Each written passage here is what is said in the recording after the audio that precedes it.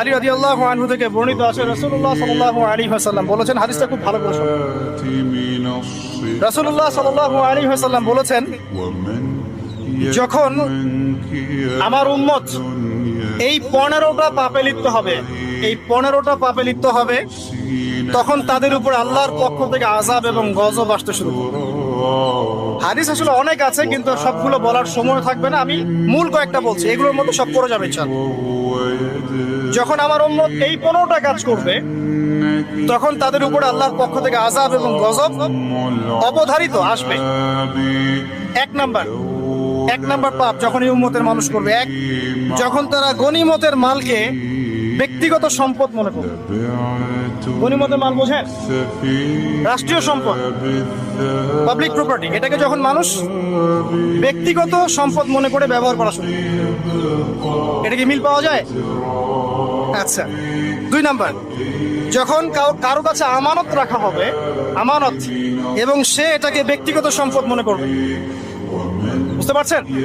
আমানত রেখেছে, এটা খেয়ানত না করাটাই কর্তব্য, কিন্তু এটাকে যখন ব্যক্তিগত সম্পদের মতো মানুষ ইউজ করবে, শেষ করে ফেলবে, নষ্ট করে ফেলবে, তখন আল্লাহর আযাব আসবে। 3, যখন মানুষ যাকাত আদায় করাটাকে জরিমানা মনে করবে, যাকাত দিতে চাইবে না, যাকাতটাকে জরিমানা মনে করবে। কি সমস্যা, কি বার্ডেন, যাকাত আবার দেওয়া লাগে কেন? আমরা তো ট্যাক্স দেই। যাকাতকে মানুষ জরিমানা মনে করবে। একটু চিন্তা করে দেখবেন যে বাংলাদেশে কত % মুসলিম নামাজ পড়ে আর কত % মুসলিম যাকাত দেয়।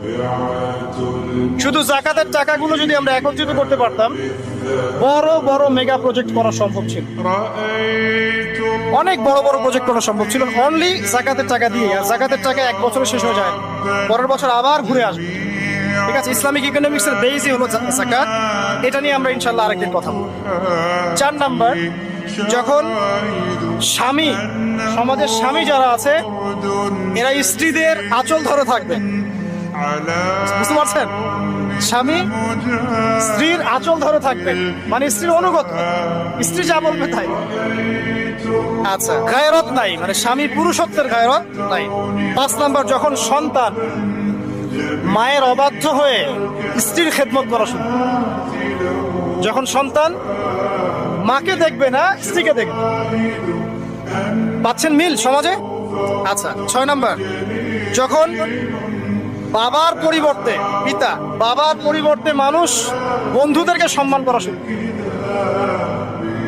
বাবাকে সম্মান করবে না, ফ্রেন্ড সার্কেলকে সম্মান।